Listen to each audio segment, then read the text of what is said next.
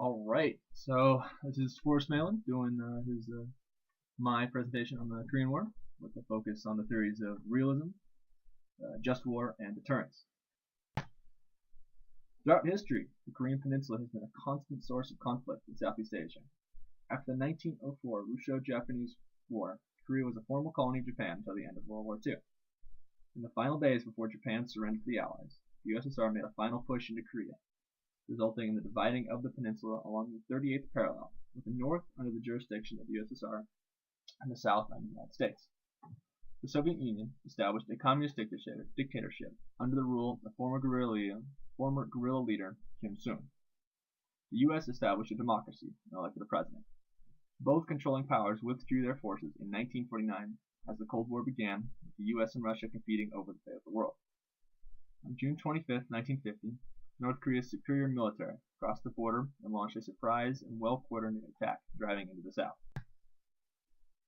4 U.S. divisions from bases in Japan defended the southeast corner of the Korean peninsula, only 50 miles wide and 100 miles long, around the city of Busan, while additional forces were ready.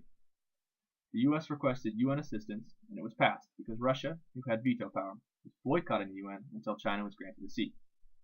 The UN forces, led by General Douglas MacArthur, launched a risky seaboard invasion on the city of Incheon, on the western side of South Korea. The UN forces, comprised of 260,000 US and 40,000 troops from other nations, pushed the communist forces back to past the 38th parallel and almost into China. China wanted North Korea to exist as a buffer state and had warned the UN that they would become involved in the war if the UN invaded North Korea, but these were ignored. During MacArthur's push into North Korea, China had been secretly massing troops, and when UN troops approached the Yalu River on the border between China and North Korea, 180,000 Chinese troops attacked. The UN troops then marched a long retreat back below the 30th parallel, and after months of fighting, the front eventually fell back around the 38th. Truce talks began in January 1951, but the fighting continued while issues such as prisoner transfer and the location of the new border were discussed. In January 1953, Dwight Eisenhower replaced Harry S. Truman as the U.S. president and began threatening the use of nuclear weapons if a peace was not reached. 1 month later, Joseph Stalin, dictator of the USSR, died, seriously damaging the communist world. On July 27, 1953, a temporary armistice was signed, and the prisoners of war held by both sides were returned. This truce was intended to last until a final peaceful settlement was achieved, but that settlement was never reached. The Koreas remain technically at war to this day, with a 250-kilometer-long, 4-kilometer-wide demilitarized zone serving as a border, with soldiers from both sides defending their sides respectively. Realist theory. The realist theory is a school of thought. Realist theory is a school of thought that explains international relations in terms of power. It poses that the world is comprised of sovereign states with no unifying central government, in which no state is guaranteed steps towards its self-interest or even its very survival.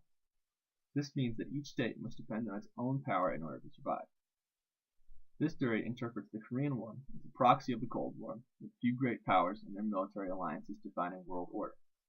These powers were the Soviet Union, the United States, and China acting as a Soviet ally. Power can be seen in many ways, including total GDP, population, territory, geography, natural resources, military force, and spheres of influence. The Korean War, again as a product of the Cold War, was idealistically concerned with the balance of power and alliances.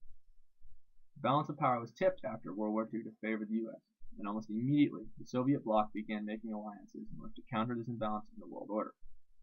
The alliances formed with the U.S. post-World War II are seen as part of the bandwagon effect, with the U.S. demonstrating its superior military force, with the use of nuclear weapons and becoming the dominant superpower, while the USSR formed its own alliances, establishing satellite states to counter this and establish themselves as a competing hegemon. The invasion of South Korea by the North is seen as the communist world's reaction to this imbalance in the world system. The US's, and by effect the UN's, intervention in this conflict was justified as preventing the fall of another Asian domino to communism, and thereby remaining as the dominant power. The wider result of the war, the collapse of the USSR, is the result of the disparity of power between the two clashing hegemons.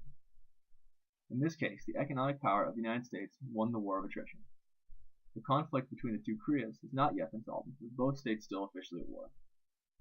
According to the realist theory, it is in both countries' self-interest to reunite the peninsula once again, and in the spirit of self-preservation, the highest goal of any sovereign nation. Both must defend each other to prevent this. The power struggle between the North and South Korea, and between the US and the Soviet Union, is the main explanatory factor provided by the realist theory. Just war theory. Just war theory is a moral and ethical code of conduct for nations engaging in a war. This theory requires that two doctrines be followed: jus ad bellum, just cause, and jus in bellum, appropriate conduct. In the Korean War, South Korea is seen as being just in their repelling of the invading forces from the north. The US's involvement was also seen as just, as it was coming to the aid of another nation engaged in a just war. The notion of a just war brings up several issues when it is applied to the Korean conflict. The first is the possibility that the Korean peninsula was simply engaged in a civil war instead of a conflict between two distinct sovereign states. The intervention by US forces in a civil war is seen as aggression onto a sovereign state and is therefore not jus ad bellum. The second is the nature of the American objectives in Korea when compared to Korean objectives. The US's primary goal in entering the war was to stop the spread of communism, as per the Truman Doctrine. As the war progressed and General Douglas MacArthur pushed his forces past the 38th parallel, the war no longer was strictly concerned with protecting of the anti-communist South Korea, but of uniting the Koreas into a single anti-communist nation. This is a violation of just war theory because the moral obligations does not allow for the overthrow of states or the punishment of aggressors. These issues with just war theory make the Korean conflict a difficult case to examine from this perspective, but the case can be made that the Korean War was a just war. Deterrence theory.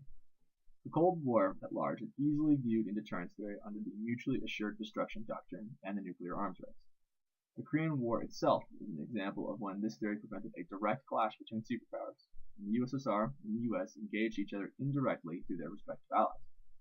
But with the signing of the 1953 Korean Armistice Agreement, the great powers involved in the war eventually removed most, if not all, of their military support, and the Koreas remain technically at war to this day.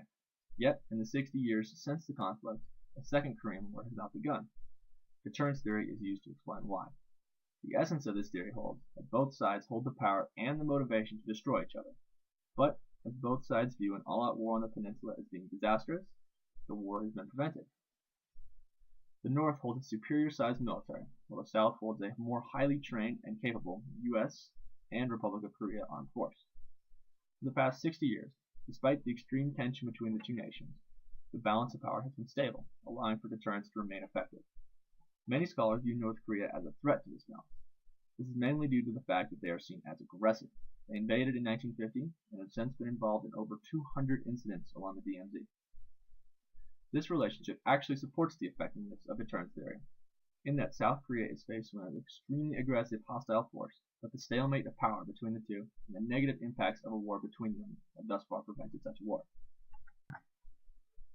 The Korean War is a product of a long history of conflict between the USSR and Japan, the USSR and the US, and North Korea and South Korea.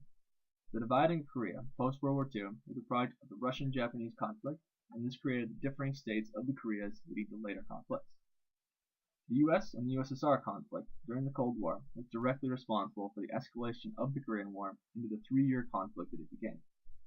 The realist theory holds that the respective power between the two clashing sides is what caused and eventually concluded the conflict.